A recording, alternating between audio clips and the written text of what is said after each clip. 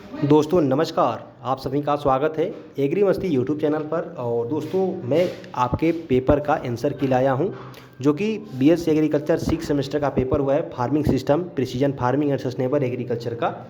तो मैं आपके सभी आंसर सटीकतापूर्ण मिलवाऊंगा। अतः मैं आप लोगों से रिक्वेस्ट करता हूं कि आप लोग वीडियो को अंत तक देखते जाइएगा। और आपकी जानकारी के लिए बता दूँ, यहाँ पे प्रश्न पत्र सीरीज़ डी है, ठीक है, और आप लोग अपने हिसाब से मिला लीजिएगा। और मैं आपको बता दूँ कि सभी प्रश्न मैं आपको बारी बारी से करा रहा हूं, तो आप लोग अपने प्रश्न पत्र से मिलाते जाइएगा और कमेंट करके अपना स्कोर जरूर बताइएगा, ठीक है। पहला क्वेश्चन है, advantage of integrated farming system or, एकीकृत कृषि प्रणाली के लाभ क्या है दोस्तों? तो इसका ऑप्शन डी राइट आंसर होगा। जिसने भी मेरे कल का वीडियो देखा होगा उस स्टूडेंट ने इस प्रश्न को सही किया होगा, ठीक है, क्योंकि मैंने कल के वीडियो में बताया था और इस प्रश्न को पूछा गया है। तो नेक्स्ट है दूसरा क्वेश्चन, यूएसडीए का पूरा नाम? तो इसका मतलब है दोस्तों United state department of agriculture. इसका ऑप्शन ए राइट आंसर होगा, ठीक है। ये भी मेरे द्वारा बताया गया प्रश्न है। नेक्स्ट है, मधुमक्खियों द्वारा निम्नलिखित में से कौन सी स्थिति अपनाई जाती है? तो दोस्तों मधुमक्खियों द्वारा ऑप्शन डी यानी ए और बी दोनों, जैसे स्मूथरिंग और स्वैपिंग दोनों स्थिति को अपनाई जाती है।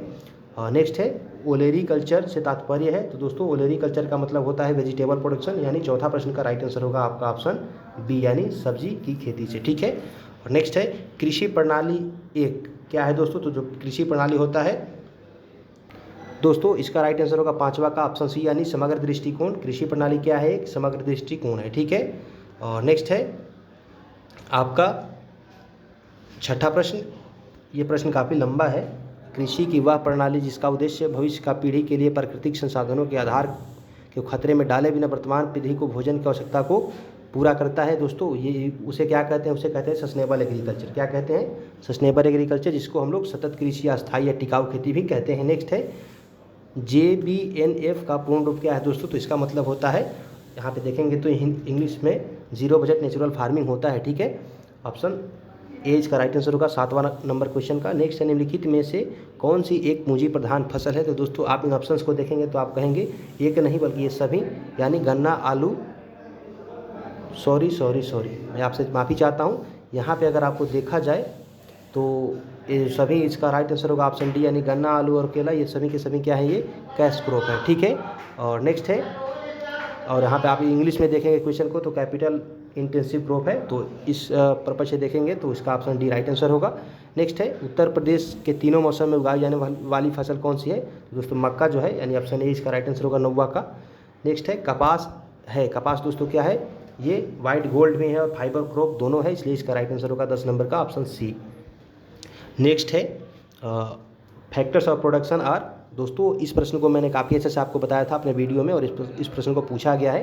तो उत्पादन के कारक कौन कौन से होते हैं दोस्तों? लैंड, लेबर और कैपिटल तीनों होते हैं, ठीक है, यानी ऑप्शन डी इसका राइट आंसर होगा 11 नंबर का। नेक्स्ट है, पूंजीवादी खेती का मुख्य लाभ क्या है दोस्तों? मुख्य उद्देश्य क्या है? तो सिर्फ और सिर्फ लाभ कमाना पूंजीवादी खेती का मुख्य उद्देश्य होता है। 12 नंबर का राइट आंसर ऑप्शन ए होगा। नेक्स्ट है, भारत में हरित क्रांति के जनक कौन है दोस्तों? तो ये तो बिल्कुल बचपन से हम लोग जिस प्रश्न को रटते आ रहे हैं एग्रीकल्चर में, वही है MS स्वामीनाथन जी। क्या है? Father of Indian green revolution है, ठीक है। 13 नंबर का ऑप्शन बी राइट आंसर होगा। नेक्स्ट है, कृषि फसलों एवं पर्यावरण के संबंध को क्या कहते हैं? इस प्रश्न को भी मैंने काफ़ी आपको बताया था, अच्छे से समझाया था कंसेप्ट के साथ। इसको कृषि पारिस्थितिकी कहते हैं। 14 नंबर का राइट आंसर होगा ऑप्शन सी। नेक्स्ट है, एक ऐसी कृषि प्रणाली जिसमें कुल कृषि आय का 50% या 50% से अधिक एक ही कृषि उद्यम से प्राप्त होती है, उसे विशिष्ट खेती कहते हैं, ठीक है। इसको इंग्लिश में स्पेशलाइज्ड फार्मिंग कहते हैं, ठीक है। और नेक्स्ट है, भू परिष्करण के बाद मृदा की भौतिक दशा को क्या कहते हैं? तो टिल्थ कहते हैं। ऑप्शन बी राइट आंसर होगा 16 नंबर क्वेश्चन का। और नेक्स्ट है, टेंसियोमीटर का प्रयोग किसके लिए करते हैं? तो टेंसियोमीटर का प्रयोग सोइल मॉइस्चर यानी मृदा नमी को मापने के लिए करते हैं। 17 नंबर का राइट आंसर होगा आपका ऑप्शन बी।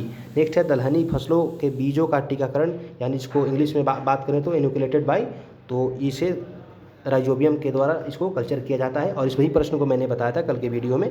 नेक्स्ट है, पौधे नाइट्रोजन को किस रूप में अवशोषित करती है? तो दोस्तों पौधे नाइट्रोजन को NH4 यानी अमोनिया और NH3 नाइट्रेट दोनों फॉर्म में यूज करती है, इसलिए इसका राइट आंसर होगा ऑप्शन सी, ए और बी दोनों, ठीक है।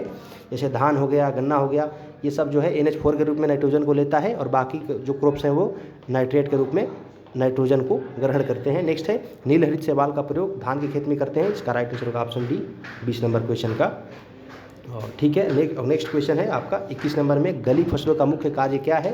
तो दोस्तों गली फसलों का मुख्य कार्य क्या है? मृदा अपरदन को कम करना, ठीक है। रिड्यूस सोइल इरोजन, इसका 21 नंबर का राइट आंसर होगा ऑप्शन ए। नेक्स्ट है जैविक खेती में, तो 22 नंबर का आपका राइट आंसर हो जाएगा ऑप्शन सी, ठीक है। क्योंकि आप लोग ऑप्शंस को पढ़ेंगे तो आपको पता चलेगा जैविक खेती में क्या होता है दोस्तों, प्राकृतिक खाद और कीटनाशकों का उपयोग किया जाता है। नेक्स्ट है निम्न वर्षा वाले क्षेत्रों में कौन सी फसल प्रणाली अपनाई जाती है। तो निम्न वर्षा वाले क्षेत्रों में दोस्तों, इस प्रश्न में थोड़ा कन्फ्यूजन लग रहा है मुझे, लेकिन मैं आपको बताऊं तो इसका ऑप्शन डी हो सकता है मे बी, ठीक है। और अगर ये ना हो तो किसी छात्र कोई भी स्टूडेंट कंफर्म हो तो कमेंट करके अवश्य बताना, ठीक है। बट आई थिंक लग रहा है ये इसका डी ऑप्शन राइट होगा। और नेक्स्ट है सघन फसल अपनाई जाती है दोस्तों, तो सघन फसल ये रिपीटेड क्वेश्चन है, ये पिछले साल में पूछा गया था। तो सघन फसल इसका राइट आंसर क्या होगा 24 नंबर का, इसका राइट आंसर हो जाएगा ऑप्शन ए, यानी सीमित भूमि में। 24 नंबर का ऑप्शन ए राइट आंसर होगा। अब दोस्तों कई सारे छात्र बोलेंगे इसका ऑप्शन डी होगा, लेकिन ये ऑप्शन डी नहीं होगा, क्योंकि यहाँ पे बोला गया है सघन फसल अपनाई जाती है। सीमित भूमि में ही तो सघन फसल अपनाई जाती है, ठीक है। सीमित पूंजी हो तो इसमें सघन फसल अपनाई नहीं जाएगी, क्योंकि सघन फसल में खर्च ज़्यादा आती है और भूमि कम होता है। नेक्स्ट है कृषि की एक समस्या है दोस्तों, तो कृषि की समस्या क्या है, तो कृषि की एक समस्या नहीं है बल्कि ऊपर के तीनों समस्या है, इसका ऑप्शन डी राइट आंसर होगा 25 नंबर का, ठीक है। नेक्स्ट है 26 नंबर मधुमक्खी पालन क्या कहलाता है, तो बिल्कुल बच्चों वाले प्रश्न है, मधुमक्खी पालन को एपी कल्चर कहते हैं, ठीक है। 26 नंबर का राइट आंसर होगा आपका ऑप्शन सी। नेक्स्ट है कृषि प्रणाली जिसमें कृषि योग फसलें पेड़ या झाड़ियों में उगाई जाती है, तो दोस्तों इसको क्या कहते हैं, पेड़ या झाड़ियों में उगाई जाती, कृषि योग फसलें पेड़ या झाड़ियों में उगाई जाती है, तो दोस्तों इसको हम लोग कहते हैं एले क्रॉपिंग, ठीक है। इसका राइट आंसर होगा आपका ऑप्शन ए, ठीक है। और नेक्स्ट है 28 नंबर क्वेश्चन, निम्नलिखित में से कृषि प्रणाली को प्रभावित करने वाले जैविक कारक क्या है दोस्तों। जैविक कारक यहाँ पे पूछा जा रहा है, तो अगर आपसे बात किया जाए जैविक कारक का, तो आप इन ऑप्शंस में देखेंगे तो यहाँ पे एक स्थलाकृति है, टोपोग्राफी, और है आपको लाइव स्टॉक और एजुकेशन और रेनफॉल। तो जैविक का बात करें तो इसमें पशुधन जो है इसका जैविक है, यानी बायोटिक फैक्टर है, ठीक है, बायोलॉजिकल फैक्टर, तो इसका राइट आंसर होगा यही वाला पशुधन वाला, ठीक है। नेक्स्ट है विविध कृषि प्रणाली को अन्यथा किस नाम से जाना जाता है, तो दोस्तों IFS के नाम से भी जानते हैं, इंटीग्रेटेड फार्मिंग सिस्टम को, ठीक है। नेक्स्ट है आपका 30 नंबर क्वेश्चन, सार्वजनिक क्षेत्र में पशुओं की चराई को किस रूप में जानते हैं, तो ये रैंचिंग के रूप में जाना जाता है, ठीक है। और रैंचिंग जो होता है ये ऑस्ट्रेलिया वगैरह USA में देखा जाता है, ठीक है, जहाँ पे भेड़ वेड़ चराए जाते हैं। नेक्स्ट है जैविक खेती का मुख्य उद्देश्य क्या है, तो दोस्तों जैविक खेती का 31 नंबर का राइट आंसर होगा आपका ऑप्शन सी, यानी मृदा उर्वरता को बनाए रखते हुए फसल का उत्पादन करना। ये क्या होता है, मेन पर्पज होता है किसका, आपका ऑब्जेक्टिव ऑफ फार्मिंग सिस्टम होता है, ठीक है। नेक्स्ट है देखिए क्या यहाँ पे क्या आप इस क्वेश्चन को देखेंगे, the main objective of farming system, ठीक है, ये है। और इधर देखेंगे तो यहाँ पे जैविक खेती का मुख्य उद्देश्य है, तो इसका राइट आंसर होगा आपका ऑप्शन सी, ठीक है। और क्योंकि हिंदी में क्वेश्चन को गलत यहाँ पे टाइप कर दिया गया है, बट इंग्लिश वाला सही है, तो हम लोग इंग्लिश वाले को ही मानेंगे, क्योंकि इंग्लिश वाले को ही एग्जामिनर मानते हैं। नेक्स्ट है खालिस्तान कृषि प्रणाली का सबसे महत्वपूर्ण घटक क्या है दोस्तों, तो 32 नंबर क्वेश्चन का आपका राइट आंसर हो जाएगा ऑप्शन सी, ठीक है। और नेक्स्ट देखते हैं सीमांत खेती और निर्वाह खेती क्या है दोस्तों, तो दोस्तों सीमांत खेती और निर्वाह खेती क्या है, वो मिश्रित खेती है, आपका ऑप्शन डी राइट आंसर होगा, ठीक है। और मुझे इसमें भी कन्फ्यूजन है, मैं आपको बता देना चाहता हूँ, ऐसा नहीं कि मैंने जो बताया आपका ऑप्शन डी, हो सकता है कि अगर मेरे से गलती हो जाए तो आप लोग कमेंट करके अवश्य बताइएगा, ताकि अन्य छात्रों को परेशानी ना हो, ठीक है। एक दो क्वेश्चन क्या होते हैं दोस्तों, वो इसमें थोड़ा कन्फ्यूजन होता है, तो मैं आपको यहीं पे बोल देता हूँ, कन्फ्यूजन है इसमें।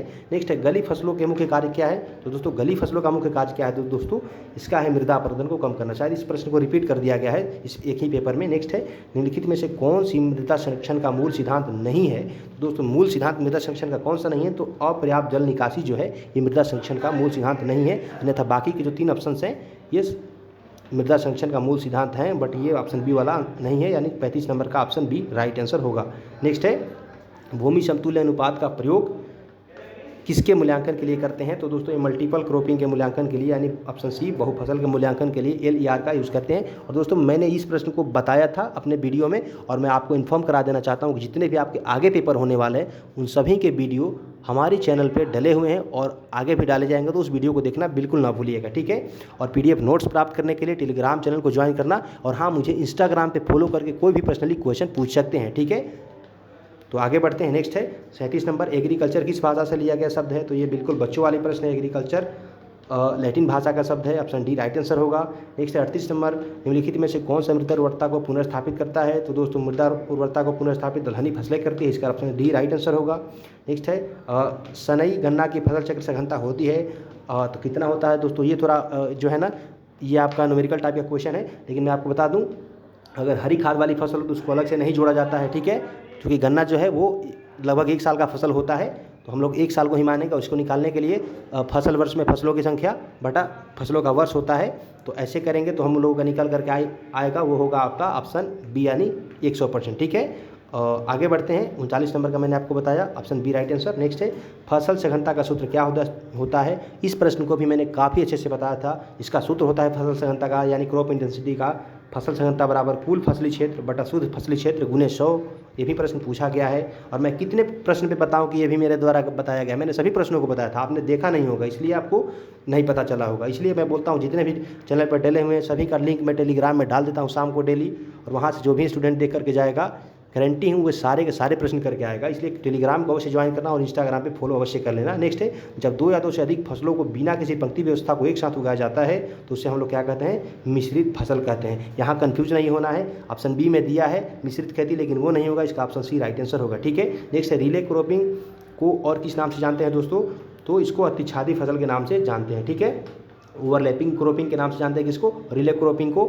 और नेक्स्ट है भूमि चक्रित होती है, यहाँ पे फसल चक्रित नहीं लिखा गया है, यहाँ पे भूमि चक्रित होती है यानी लैंड इज रोटेटेड इन, तो किस में होता है दोस्तों? शिफ्टिंग कल्टीवेशन में होता है, एक जमीन को छोड़कर दूसरे जमीन पे फसल को उगाया जाता है। 43 का ऑप्शन सी राइट आंसर है। निम्नलिखित में से कौन से कारक खेती के प्रकार को प्रभावित नहीं करता है? तो दोस्तों प्रभावित करता है, यहाँ पे है, तो खेती को प्रभावित कौन करता है? तो अगर आप यहाँ पे देखेंगे इसका ऑप्शन होगा बी यानी जलवायु, ठीक है। ये क्या करता है? ये खेती को प्रभावित करता है। यहाँ पे आपको नर्वस करने के लिए यहाँ पे ऑप्शन डी दिया गया है, बट ये नहीं होगा, ठीक है। नेक्स्ट है निम्नलिखित में से कीट नियंत्रण की सस्य विधियाँ कौन सी हैं? तो ऑप्शन डी इसका राइट आंसर होगा, ठीक है। फसल चक्र बनाने से भी कीटों का नियंत्रित की जाती है नियंत्रित, और गर्मी में जुताई करने से भी जो कीटे के अंडे वगैरह होते हैं वो मर जाते हैं गर्मी में। 45 का ऑप्शन डी राइट आंसर है। नेक्स्ट है IFS का पूरा नाम, इस प्रश्न को मैंने 5 बार बताया था और ये प्रश्न पूछा गया है। IFS का पूरा नाम सिंपल सा है, इंटीग्रेटेड फार्मिंग सिस्टम। क्या है? Integrated farming system. नेक्स्ट है कृषि वर्ष की शुरुआत कब होता है दोस्तों? तो जो एग्रीकल्चर ईयर है ना इंडिया में वो 1 जुलाई से शुरू होता है और 30 जून तक चलता है, ठीक है। तो इसका राइट आंसर होगा ऑप्शन ए। नेक्स्ट है राज्य फार्मों का प्रबंध किसके द्वारा किया जाता है? बताइए, इतना आसान क्वेश्चन है। राज्य फार्मो सिंपल से है, राज्य सरकार द्वारा राज्य फार्मों को क्या किया जाता है दोस्तों?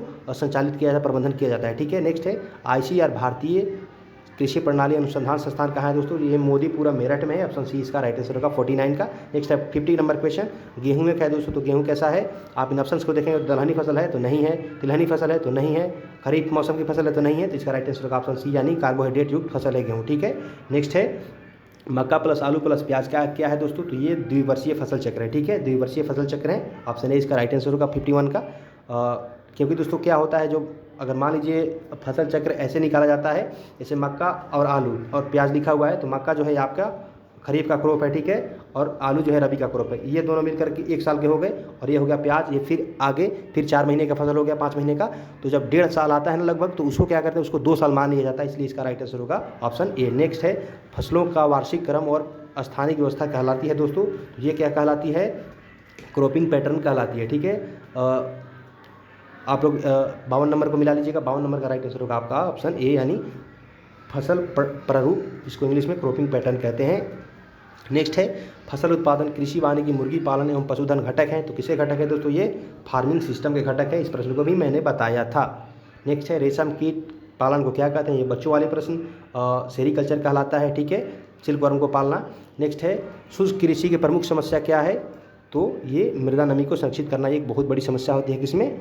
ड्राई फार्मिंग में। नेक्स्ट है मृदा क्षमता को किसके द्वारा बढ़ाया जा सकता है? Soil potentially can be increased by, तो ऑर्गेनिक फर्टिलाइजर के द्वारा क्या होता है? मृदा की जो उर्वरता होता है उसको बहाल किया जा सकता है, बढ़ाया जा सकता है। नेक्स्ट है कृषि में GAP यानी गैप का पूर्ण रूप क्या होता है? तो GAP का मतलब होता है दोस्तों एग्रीकल्चर में गुड एग्रीकल्चर प्रैक्टिस, ठीक है।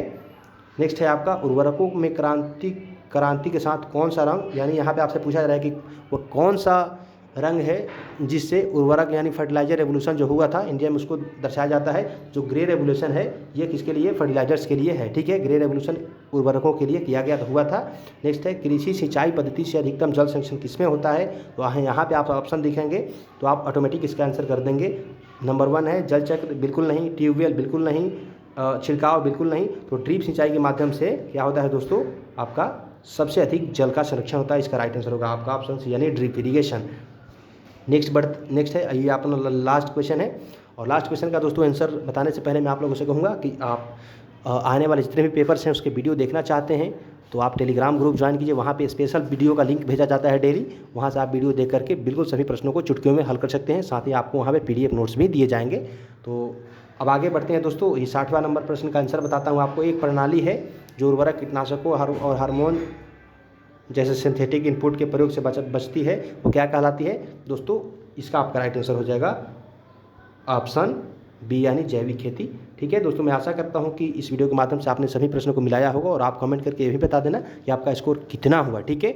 और कोई भी प्रश्न वगैरह पूछने के लिए आप मुझे इंस्टाग्राम पे फॉलो कर लें। इस वीडियो को यहीं समाप्त करते हैं, मिलते हैं एक नई वीडियो में। तब तक के लिए आप सभी का बहुत बहुत धन्यवाद।